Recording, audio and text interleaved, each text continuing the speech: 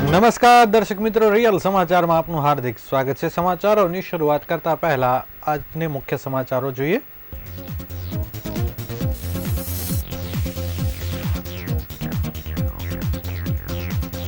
બાંગ્લાદેશમાં સર્જાયેલી અરાજકતાને કારણે સુરતના વેપારને કરોડોની અસર।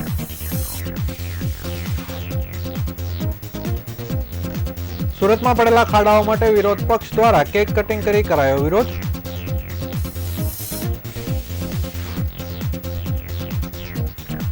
લિંબાયતમાં તપેલા ડાઇંગ મિલોને સીલ કરાઈ છતાં રસ્તા ઉપર કલરવાળું પાણી છોડવાનું યથાવત।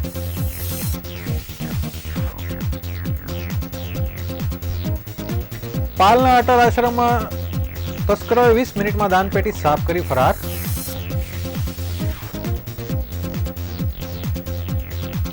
કોરોના સમય દરમિયાન ઉપયોગમાં લેવાતી કરોડોની 3 એમ્બ્યુલન્સ નવી સિવિલમાં ધૂળ ખાતી અવસ્થામાં।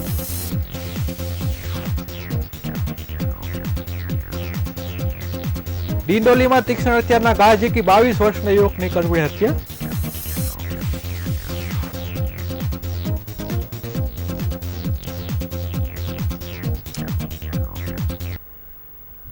સમાચાર વિગતવાર જોઈએ। ઔદ્યોગિક નગર સુરતમાં મુખ્ય 2 ડાયમંડ અને ટેક્સટાઇલ ઉદ્યોગ છે, જેમાં પણ આંતરરાષ્ટ્રીય સ્તર ઉપર કોઈ પણ ઉથલપાથલ થાય ત્યારે તેની સીધી અસર આ બંને ઉદ્યોગ પર થતી હોય છે। હાલ બાંગ્લાદેશમાં જે પ્રકારની રાજકીય કટોકટી ઊભી થઈ છે તેને કારણે ટેક્સટાઇલ ઉદ્યોગમાં ચિંતાનું મોજું ફરી વળ્યું છે। હવે આ સ્થિતિ ક્યારે સુધરશે તે અંગે કોઈ સ્પષ્ટતા ન હોવાના કારણે ટેક્સટાઇલના ઉદ્યોગકારો મૂંઝવણમાં મુકાયા છે। બાંગ્લાદેશમાં એકાએક જ ઊભી થયેલી કટોકટીને કારણે સુરતના ટેક્સટાઇલ ઉદ્યોગ ઉપર તેની વિપરીત અસર દેખાવાની શરૂ થઈ ગઈ છે। સુરતનો ટેક્સટાઇલ ઉદ્યોગ સીધી રીતે બાંગ્લાદેશ સાથે જોડાયેલો છે, તેમજ પશ્ચિમ બંગાળ મારફતે પણ મોટા પ્રમાણમાં સુરતનું ગેર કાપડ રો મટીરિયલ બાંગ્લાદેશ તરફ જાય છે, જેની વેપાર રોજગાર ઉપર સીધી અસર દેખાવાની શરૂઆત થઈ ગઈ છે। બાંગ્લાદેશમાંથી જે ઓર્ડર મળી રહ્યા હતા તે બંધ થઈ ગયા છે, જેને કારણે ઉદ્યોગ પર આવે અસર એની માઠી અસર ઊભી દેખાઈ રહી છે। Federation of Surat textile traders association પ્રમુખ કૈલાસ હાકીમે જણાવ્યું કે બાંગ્લાદેશ સાથે સુરતનો ટેક્સટાઇલ ઉદ્યોગ ખૂબ જ મોટા પાયે જોડાયેલો છે। અંદાજે વર્ષે 500 કરોડ રૂપિયાનો વેપાર બાંગ્લાદેશ સાથે સીધી રીતે સુરત કરે છે। સુરતથી ગ્રે કાપડ વ્હાઇટ થઈને બાંગ્લાદેશમાં જાય છે અને આ ઉપરાંત printed garment, fabric stitch garment પણ જાય છે। બાંગ્લાદેશ પશ્ચિમ બંગાળની નજીક જ આવેલું હોવાથી ત્યાં પણ ખૂબ મોટા પ્રમાણે દુર્ગા પૂજા થતી હોય છે અને આ સમય દરમિયાન ટેક્સટાઇલ ઉદ્યોગને સારા એવા ઓર્ડર મળતા હોય છે। વધુમાં તેમણે જણાવ્યું હતું કે પહેલાના જે ઓર્ડર હતા તે પણ હવે પેમેન્ટ અટકી ગયા છે। પેમેન્ટની જે શરતો હોય છે તે 20 થી 60 દિવસમાં ચૂકવવાની હોય છે। ઘણા એવા ઓર્ડર હોય છે કે જે વાયા કલકત્તા, મુંબઈ થઈને બાંગ્લાદેશ જાય છે। ફેશન અને તહેવારોના અનુરૂપ જે ઓર્ડર મળતા હોય છે તે પણ નહીં જાય તો તેનું નુકસાન થાય એવું લાગી રહ્યું છે।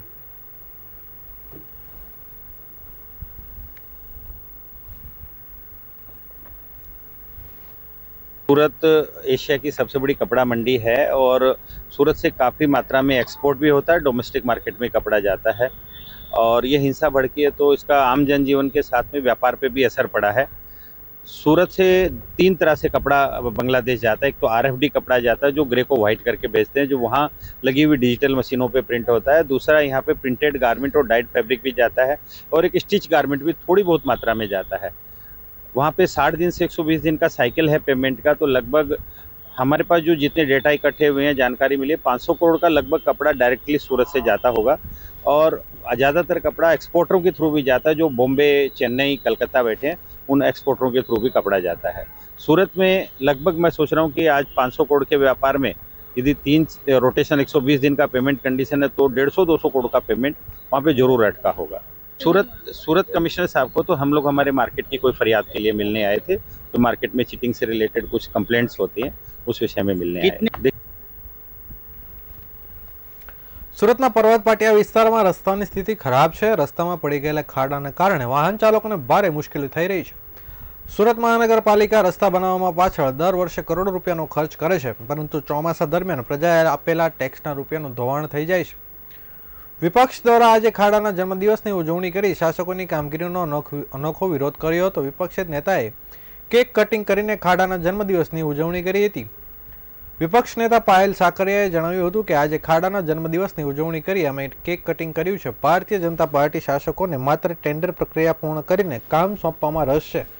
પરંતુ એક કામ નિયમ મુજબ થાય છે કે કેમ, ગુણવત્તાસભર થાય છે કે કેમ, તે અંગેની તપાસ કરવામાં કોઈ પ્રકારનો રસ નથી. એમને માત્ર કોન્ટ્રાક્ટરોને કામ આપીને કટકી કરી લેવામાં રસ છે. પ્રજાના પૈસાનો યોગ્ય રીતે ઉપયોગ થાય કે કેમ તે જોવાની પણ તેઓ તસ્દી લેતા નથી.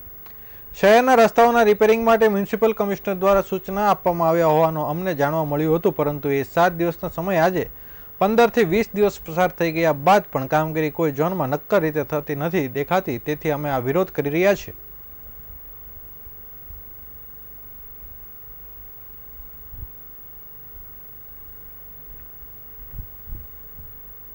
કેક કટિંગ કરીને નગરસેવકોને સંગઠનની સાથે આજે અમે ખાડાનો જન્મદિવસ ઉજવ્યો છે, કારણ કે દર વર્ષે કરોડો રૂપિયાના રોડ બને છે અને કરોડો રૂપિયા પોતાના મળતિયાના ખીચામાં જાય છે અને ભ્રષ્ટાચાર થાય છે.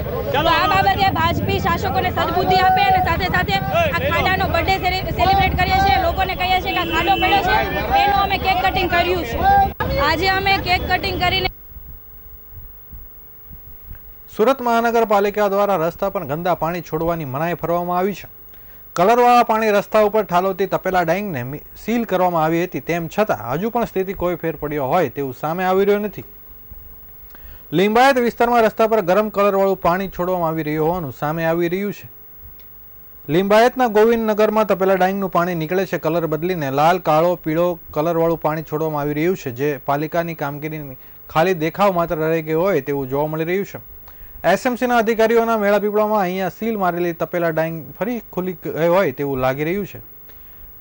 લિંબાયત ઝોનની બેદરકારીના કારણે ગોવિંદનગર રેલવે ગરનાળા પાસે રોજે રોજ તપેલા ડાઇંગનું કલરવાળું પાણી છોડવામાં આવી રહ્યું છે, જેથી લોકો હેરાન પરેશાન થઈ રહ્યા છે. ગરમ કલરવાળું પાણી રસ્તા ઉપર છોડવામાં આવતું હોવાથી સ્થાનિકોમાં ભારે હાલાકીનો સામનો કરવો પડી રહ્યો છે.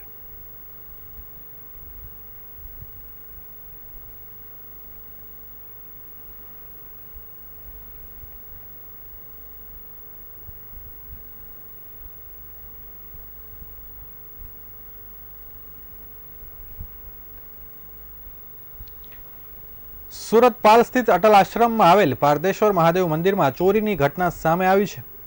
ગત રાત્રિએ તસ્કરો મંદિરમાં પ્રવેશ્યા હતા અને દાનપેટીની ચોરી કરી ફરાર થઈ ગયા હતા.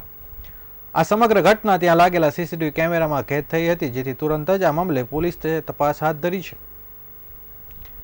આજે સોમવાર અને શ્રાવણ માસની શરૂઆત થઈ ગઈ છે. મંદિરોમાં ભક્તોની ભીડ ઉમટી પડી હતી. એવામાં ગત મધ્યરાત્રિએ પાલ સ્થિત આવેલા અટલ આશ્રમમાં પારદેશ્વર મહાદેવ મંદિરમાં ચોરીની ઘટના બની હતી.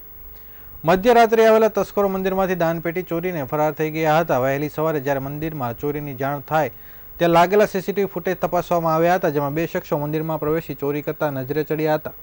તસ્કરો એટલી હદે બેફામ બન્યા છે કે તેઓ હવે મંદિરમાં પણ ચોરીની ઘટનાને અંજામ આપી રહ્યા છે. વિશ્વનું સૌથી મોટા પારદ શિવલિંગની વાત કરવામાં આવે તો તે માત્ર ગુજરાતના સુરતમાં છે. 2351 કિલોનું મ્યુક્રિકથી બનેલું આ પારદ શિવલિંગ દર્શન માટે મોટી સંખ્યામાં શ્રાવણ માસમાં ભક્તો આવે છે. જેથી શ્રાવણ માસની શરૂઆત થઈ છે અને તે પહેલાં જ મધ્યરાત્રે મંદિરમાં ચોરી થતાં ચકચાર મચી જવા પામી છે. સામે આવેલા સીસીટીવી ફૂટેજમાં જોઈ શકાય છે કે 2 શખ્સો મંદિરમાં પ્રવેશે છે અને બાદમાં મંદિરમાં ફરીને ચોરીની ઘટનાને 20 મિનિટમાં અંજામ આપે છે. સમગ્ર મામલે પોલીસ ફરિયાદ કરવામાં આવી છે, જેને લઈને પોલીસ દ્વારા હાલ તપાસનો ધમધમાટ શરૂ કરવામાં આવ્યો છે.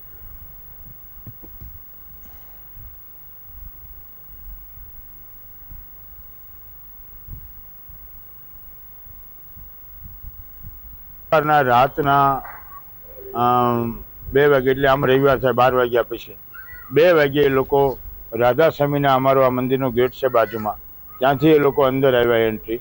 દર વખતે જ્યારે ચોરી થાય ત્યારે ગેટની અંદરથી તો આવ્યા જ નથી, પાછળના દરવાજાથી એ ચોર લોકો 3 થી 3 જણા હતા.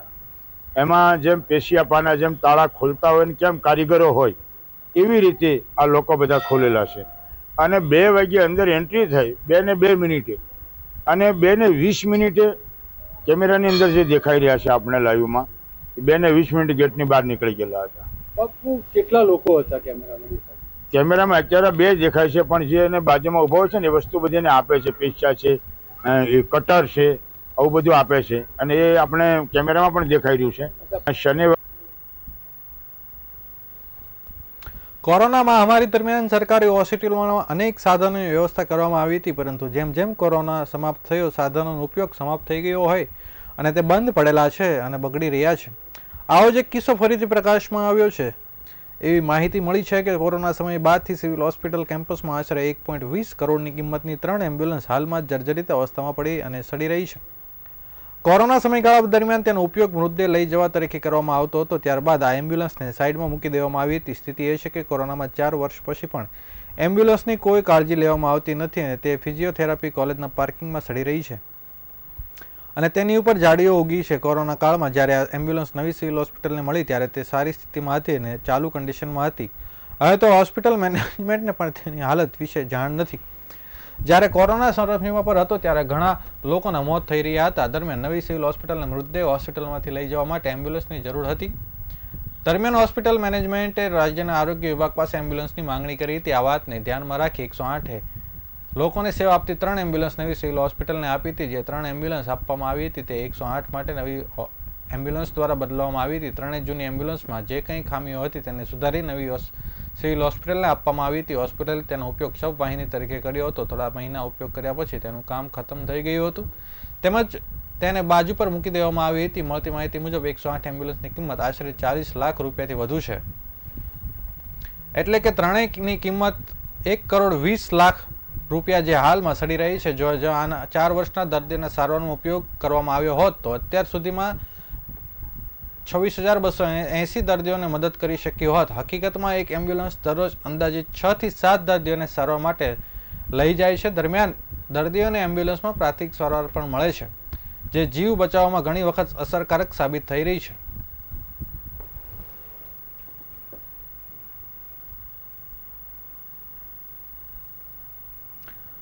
સુરતમાં હત્યાના બનાવમાં વધારો થઈ રહ્યો છે ત્યારે ડિંડોલી વિસ્તારમાં આવેલ ડિંડોલી સાંઈનગર સોસાયટીમાં તીક્ષ્ણ હથિયારના ઘા મારી યુવકની હત્યા કરી નાસી જનાર 2 આરોપીને ગણતરીના કલાકોમાં પોલીસે ઝડપી લીધા હતા.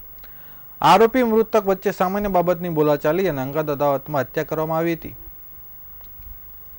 રાત્રિના 10 વાગ્યાની આસપાસ Dindoli Sainagar society plot number 141 Brijesh Masala and Kirana સ્ટોર્સની સામે અંશ ઉર્ફે ગૌરવ આનંદભાઈ સિરસાટ જોરથી ગાળો બોલતો હતો. ત્યાંથી પસાર થતા 2 ઈસમો પૈકી એક ઈસમે ફોન ઉપર વાત કરતા હોય ગાળો બોલવાની ના પાડી હતી, જેથી ગાળો બોલનાર તથા ત્યાંથી પસાર થતા બંને ઈસમો વચ્ચે બોલાચાલી બાદ ઝઘડો થયો હતો. બંને ઈસમોએ સાથે મળીને અંશને છાતીના ભાગે તીક્ષ્ણ હથિયારના ઘા મારી હત્યા કરી નાસી ગયા હતા. ડીસીપી ભગીરથ ગઢવીએ કહ્યું કે મૃતકના નામ અંશ ઉર્ફે ગૌરવ સિરસાટ છે, જે કૈલાશ સાથે ઝઘડો થયો હતો. કૈલાશ ઉર્ફે કાલુ રામોશી સાથે ઝઘડો થયો હતો અને ત્યારબાદ તેની હત્યા કરવામાં આવી હતી. હત્યા કરનાર બંને ફરાર થઈ ગયા હતા અને પોલીસે તેને ગણતરીના કલાકોમાં જ ઝડપી પાડી કાયદેસરની કાર્યવાહી હાથ ધરી છે.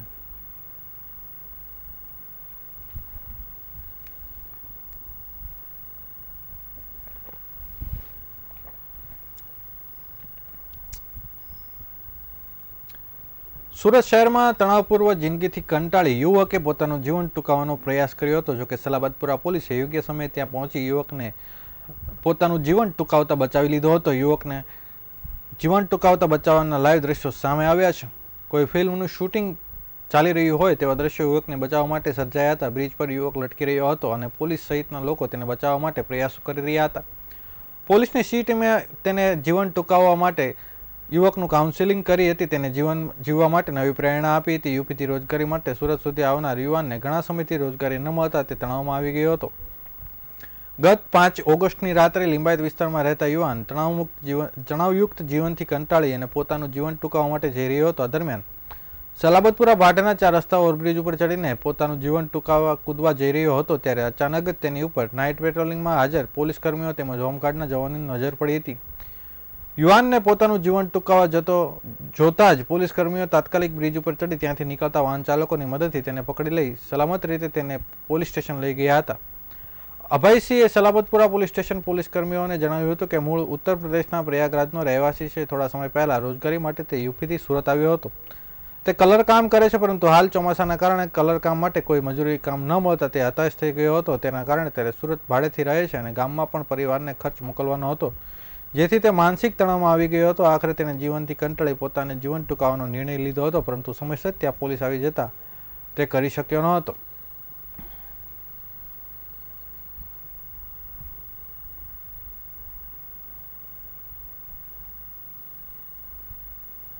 બિલીમોરા શહેરમાં જળ પ્રલયની સ્થિતિ નિર્માણ થઈ હતી. કાવેરી અને અંબિકા નદીએ વિનાશ વેરતા 40% વિસ્તાર પાણીમાં ગરકાવ થઈ ગયો હતો. 12 કલાક સુધી શહેર જાણે થંભી ગયું હતું. પૂર ઉતર્યા બાદ આરોગ્ય અને સફાઈની ચિંતા નગરપાલિકાને સતાવી રહી છે. નવસારી જિલ્લામાંથી વહેતી કાવેરી અને અંબિકા નદીએ બિલીમોરા શહેરને વધતી જતી જળ સપાટીને કારણે ઘેરી લીધું હતું, તેમજ બંને બાજુથી પાણીનો તરબોળ કરી દીધા હતા. 28 ફૂટ ભયજનક સપાટી ધરાવતી અંબિકા નદી 32 ફૂટ પર પહોંચી ગઈ હતી, જેને કારણે બંદર રોડ વિસ્તારમાં પાણી ભરાઈ ગયા હતા. કાવેરી નદી 18 ફૂટ ભયજનક સપાટી ધરાવે છે, એ પણ સપાટી વટાવી જતા દેસરા વિસ્તારમાં પાણી ભરાઈ ગયા હતા. કાવેરી અને અંબિકાના પૂરના કારણે લગભગ 50,000થી વધુ લોકો સીધી રીતે અસરગ્રસ્ત બન્યા હતા. 2,000થી વધુ લોકોને સ્થળાંતરિત કરવામાં આવ્યા હતા. પાણી ઉતરી ગયા બાદ હવે વહીવટી તંત્ર અગ્નિ પરીક્ષા શરૂ થઈ છે. શેરીઓનો મહોલ્લામાં ગંદકીના સામ્રાજ્ય હટાવવા અને આ રોગચાળો ન ફેલાય એને ધ્યાનમાં રાખી બિલીમોરા નગરપાલિકા અને જિલ્લા વહીવટી તંત્રની સંયુક્ત ટીમો બનાવીને કામગીરી શરૂ કરવામાં આવી છે. બિલીમોરાના કાંઠા ગામના એક સપ્તાહ સુધી મેડિકલ ટીમોનું અભિયાન શરૂ કર્યું છે, જેમાં ક્લોરિફિકેશન માંડીને વિવિધ વિસ્તારમાં લોકોને આરોગ્યની તપાસ કરવા માટે આરોગ્ય રથ ફેરવાનું નક્કી કરવામાં આવ્યું છે.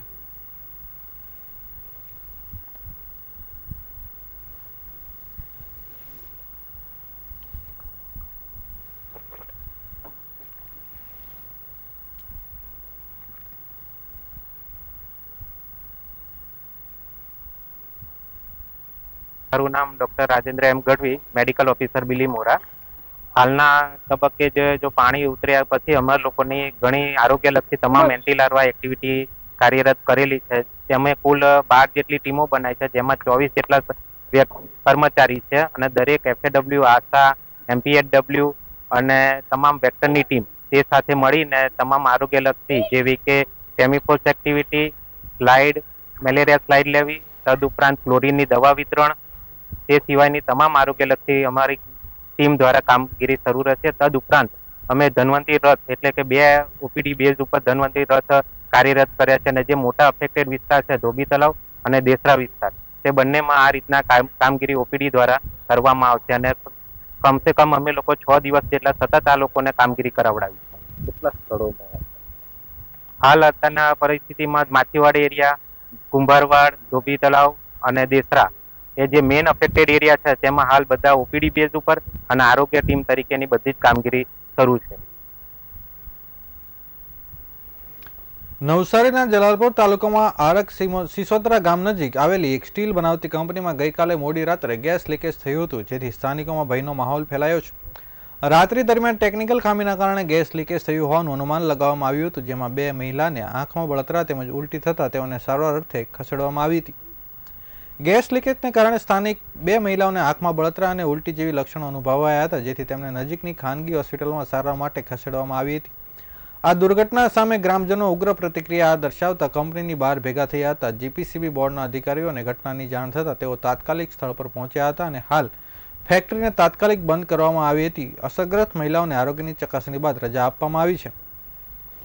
નવસારી પોલીસના જવાનો પણ ઘટના સ્થળે પહોંચ્યા હતા અને GPCB અધિકારીઓ દ્વારા ફેક્ટરીની વિઝિટ કરીને રિપોર્ટ સોંપવામાં આવશે. આ મામલે નવસારી ગ્રામ્ય પોલીસે જાણવાજોગ ફરિયાદ લીધી છે, જેમાં PSI MM મોરિયાને તપાસ સોંપવામાં આવી છે. કેસની તપાસ કરતા PSI MM મોરિયાએ જણાવ્યું કે આ કેસને લઈને અસરગ્રસ્ત મહિલાનું નિવેદન નોંધવામાં કામ બાકી છે, જેથી તેનું નિવેદન નોંધ્યા બાદ આ દુર્ઘટનાને લઈને વધુ તપાસ હાથ ધરવામાં આવશે.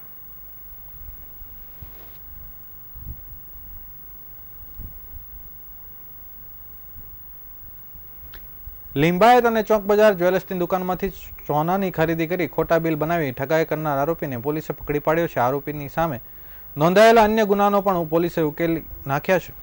લિંબાયત વિસ્તારમાં આવેલ જયશ્રી જ્વેલર્સ નામની દુકાનમાં મોઢા પર માસ્ક પહેરી એક યુવક દુકાનમાં આવ્યો હતો અને ₹2,20,000ની કિંમતના ઘરેણાં ખરીદી કરી સાથે ખોટા નામથી બિલ બનાવડાવી ઓનલાઈન પેમેન્ટ કરવાનું કહ્યું હતું, તેમજ ગઠિયાએ પોતાના મોબાઈલમાં ટેક્સ્ટ મેસેજ ટાઈપ કરીને દુકાનદારને મોકલી આપી પેમેન્ટ થઈ ગયું હોવાનું જણાવ્યું હતું. જે બાદ ચોક બજાર વિસ્તારમાં આવેલ સરગમ જ્વેલર્સમાં પણ આ જ પ્રમાણેનું ઠગાઈ થઈ હતી, જેની ફરિયાદ મળતા સ્થાનિક પોલીસ તપાસ શરૂ કરી હતી. જે સલાબતપુરા પોલીસ સ્ટેશનની હદમાં આવેલ હીરામણી ચાલ પાસેથી એક બાઇકની ચોરી થઈ હતી.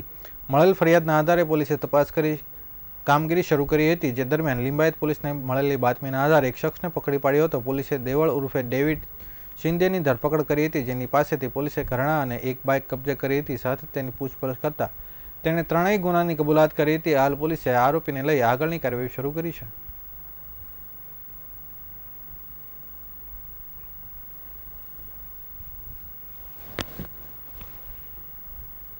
સમાચારો પૂર્ણ કરતા પહેલા ફરી એક વખત નજર કરીએ આજના મુખ્ય સમાચારો પર.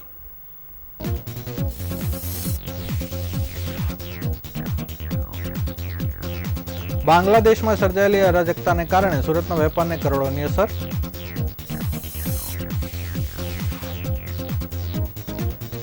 સુરતમાં પડેલા ખાડાઓ માટે વિપક્ષ દ્વારા કેક કટિંગ કરી કરાયો વિરોધ.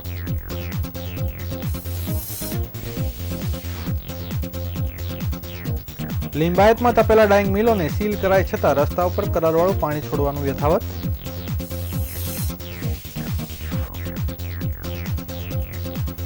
પાલ અટલ આશ્રમમાં તસ્કરો 20 મિનિટમાં દાનપેટી સાફ કરી ફરાર.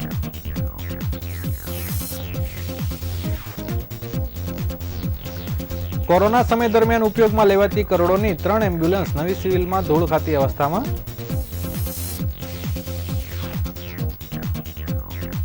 ડિંડોલીમાં તીક્ષ્ણ હથિયારના ઘા ઝીકી 22 વર્ષના યુવકની કરપીણ હત્યા.